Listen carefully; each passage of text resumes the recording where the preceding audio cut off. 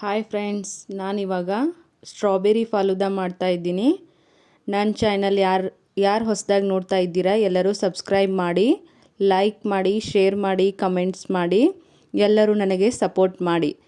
Strawberry falooda ಮಾಡಲು ಬೇಕಾಗುವ ಸಾಮಗ್ರಿ: ಸ್ಟ್ರಾಬೆರಿ ಫಾಲೂದಾ, ಸಕ್ಕರೆ, ಹಾಲು, ನೆನೆಸಿದ ಕಾಮ್ ಕಸ್ತೂರಿ ಬೀಜ, ಗೋಡಂಬಿ ಮತ್ತು ಬಾದಾಮಿ, tutti frutti, strawberry, ice cream. ಮಾಡುವ ವಿಧಾನ: ನಾನು 1 ಲೀಟರ್ ಹಾಲು ತೆಗೆದುಕೊಂಡಿದ್ದೇನೆ. ನಿಮಗೆ ಎಷ್ಟು ಬೇಕು ನೀವು ಅಷ್ಟು ತಗೊಳ್ಳಿ. ಹಾಲನ್ನು ಕಾಯಲು ಇಡಿ.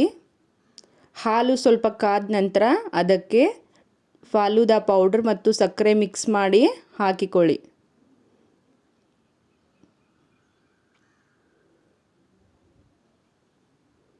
ಅದನ್ನು ಚೆನ್ನಾಗಿ ಮಿಕ್ಸ್ ಮಾಡಿ ಬಾಯ್ಲ್ ಮಾಡಿ.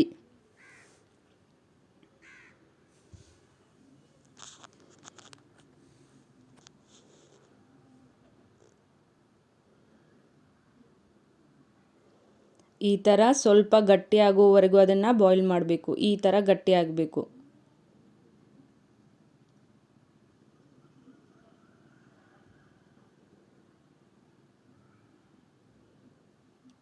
ನಂತರ ಅದನ್ನು ಆರಲು ಇಡಿ. ಹೊರಗಡೆ ಗ್ಯಾಸ್ ಆಫ್ ಮಾಡಿ ಆರಲು ಇಡಿ.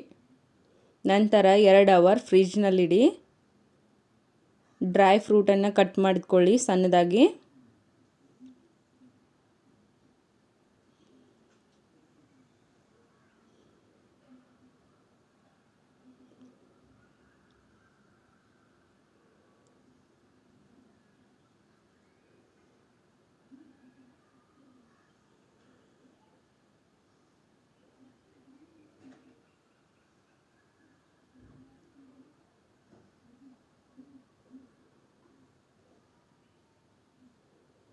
ಈಗ ಗ್ಲಾಸ್ಗೆ ಸರ್ವ್ ಮಾಡೋಣ.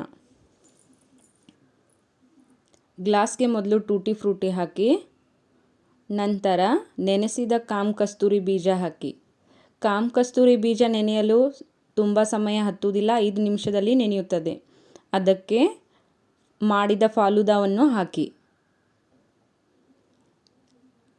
ನಂತರ ಅದರ ಮೇಲೆ ಐಸ್ ಕ್ರೀಮ್ ಹಾಕಿ. ಐಸ್ ಕ್ರೀಮ್ ಹಾಕಲೂಬಹುದು, ಇಲ್ಲಾಂದರೆ ಸ್ಕಿಪ್ ಮಾಡಿ.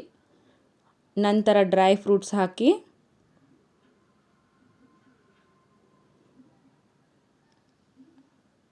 ನಾನು ಅದಕ್ಕೆ ಸ್ಟ್ರಾಬೆರಿ ಹಾಕ್ತಾ ಇದ್ದೀನಿ. ಅದನ್ನು ನಿಮಗೆ ಬೇಕಂದರೆ ಹಾಕ್ಕೋಬೋದು, ಇಲ್ಲಾಂದರೆ ಸ್ಕಿಪ್ ಮಾಡಿ.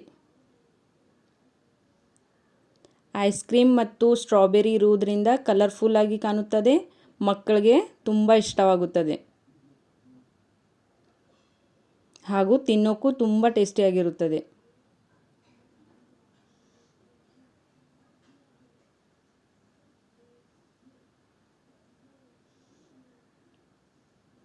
ನೋಡಿ ಫ್ರೆಂಡ್ಸ್, ಈಗ ಫಾಲೂದಾ ರೆಡಿಯಾಗಿದೆ.